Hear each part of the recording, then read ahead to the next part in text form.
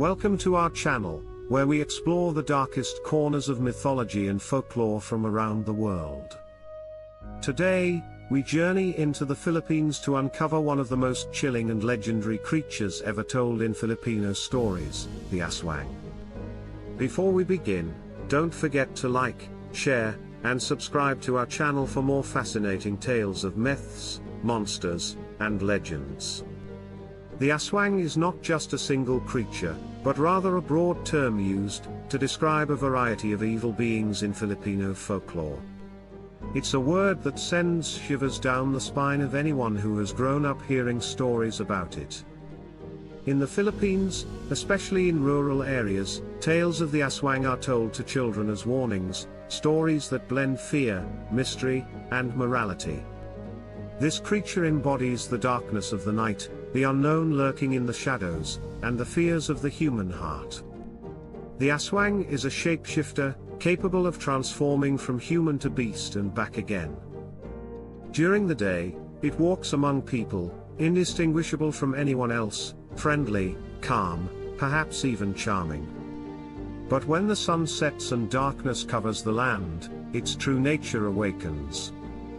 It takes the form of a monstrous being, often a woman with wings, long tongue, and fangs sharp enough to pierce flesh.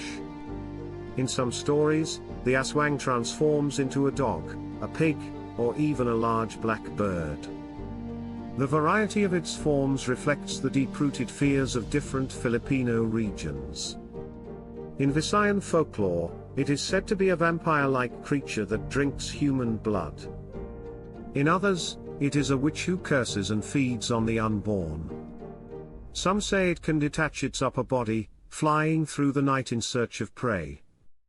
What makes the Aswang truly horrifying is its preference for pregnant women. It is said that the Aswang uses its long, thin, tubular tongue to suck out the unborn child from the mother's womb. It waits until the woman is asleep, then perches on the roof, letting its tongue slip through cracks or holes in the ceiling to reach its victim. The sound of a bird like tick-tick is often heard nearby. The fainter the sound, the closer the Aswang actually is. This chilling trick makes it one of the most deceptive monsters in folklore. But not all Aswang are the same. There are different kinds: the viscera sucker, the shapeshifter, the witch, and even the ghoul. Each type has its own methods of hunting and feeding. Some prefer human organs, others crave unborn children, while a few consume corpses freshly buried in the ground. The diversity of these stories shows just how deeply ingrained the Aswang is in Filipino culture. Despite its terrifying nature, the Aswang is not purely a symbol of horror. It also serves as a reflection of social fears, disease, death, and moral corruption. Some anthropologists believe the Aswang myth developed as a way to explain miscarriages, sickness, or sudden deaths in rural areas. Others suggest it was a warning tale to keep people safe at night and discourage immoral behavior. Interestingly, the Aswang also symbolizes hidden evil within human society.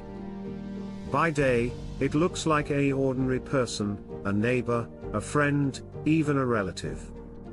But behind that familiar face lies darkness and hunger. This duality mirrors the idea that true danger often hides in plain sight. The Aswang reminds people to be cautious of appearances and to respect unseen forces that govern life and death. Stories about the Aswang date back to the pre-colonial period of the Philippines. Before the arrival of Spanish colonizers, native Filipinos already feared spirits, witches, and shape-shifting beings. The Spanish chroniclers who came in the 16th century recorded tales of such monsters, further spreading and transforming the legend. Over time, the Aswang became an iconic figure in Philippine mythology, a blend of indigenous beliefs and colonial influences. During the Spanish era, the church often associated the Aswang with the devil or with witchcraft. This connection made the stories even more terrifying, blending native superstition with Christian fear of evil. Villagers believed that Aswangs could curse people, bring disease, or even control animals. In many regions, suspected Aswangs were hunted or driven out of their communities. Fear of them was not just supernatural, it affected real lives. One of the most fascinating aspects of the Aswang myth is how it has adapted through time. Even today, many Filipinos, especially in rural provinces, still speak of encounters with Aswangs. Some claim to have seen strange figures flying at night or heard the tick-tick sound near their homes. Stories are passed down from generation to generation, keeping the fear alive. In modern cities, the Aswang has taken on new forms through movies, TV shows, and literature. In Philippine cinema, the Aswang has become a staple of horror films. From black and white classics to modern reimaginings, it continues to haunt audiences. These adaptations often explore not just the monster itself, but also the human emotions behind the fear. Films portray the Aswang as both predator and victim, a creature cursed by fate or driven by hunger. This complexity makes it more than just a monster, it becomes a tragic symbol of isolation and darkness. Culturally, the Aswang is more than a scary story. It's a piece of Filipino identity, a tale told at night, around campfires, in whispers and warnings. The stories reflect the values and fears of a people shaped by colonization, religion, and oral tradition. They show how myth can serve both as entertainment and as a moral guide. The Aswang teaches caution, respect for life, and awareness of unseen dangers. In the Philippines, protection from Aswangs involves traditional methods. Salt, garlic, holy water, and blessed oil are said to repel them. Amulets, called anting-anting, are worn for spiritual defense. Priests and healers are often called upon to bless homes or ward off evil spirits. These practices blend Christian and indigenous beliefs, creating a unique spiritual culture. There are also myths about how to identify an Aswang. If you look into their eyes and your reflection appears upside down, they are said to be an Aswang. Another belief says that if you hear their tick-tick sound growing louder, they are moving away, a trick to confuse their prey. Even animals like dogs and cats are said to sense their presence, barking or hissing uncontrollably. These signs became part of daily life in rural Filipino folklore. This happens through a ritual involving the transfer of a mysterious black chick, or a magical stone. Once accepted, the receiver becomes cursed, forever turning into an Aswang at night. This belief connects the creature to themes of inheritance, destiny, and sin.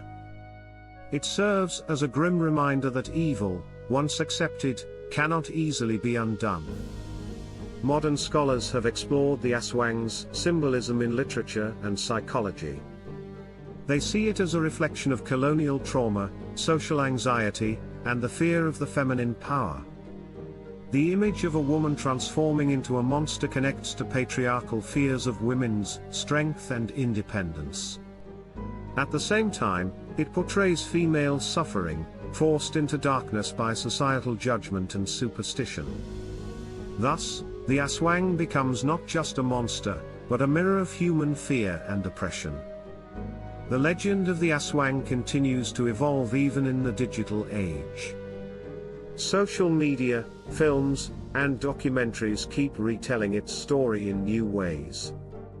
Each generation adds its own interpretation, blending horror with history. From ancient oral tales to online myths, the Aswang remains alive, a symbol of mystery that refuses to die. Its power lies in its adaptability, and the timeless human fear it represents. The Aswang is more than just a monster of the night. It is a creature born of fear, faith, and imagination. It represents both evil and the warning against it, both the predator and the curse of being misunderstood. In the darkness of the Filipino night, the Aswang still flies, still feeds, still frightens. And as long as stories are told, its legend will never fade. Thank you for watching this deep dive into the legend of the Aswang, the Philippines' most feared night monster. If you enjoyed this exploration of myth and horror, make sure to like this video and subscribe to our channel. We bring you weekly tales of folklore, ancient mysteries, and creatures that blur the line between myth and reality. Join us next time as we uncover more legends that continue to haunt the world's imagination. Until then, stay curious, stay brave, and remember sometimes, the monsters we fear most are closer than we think.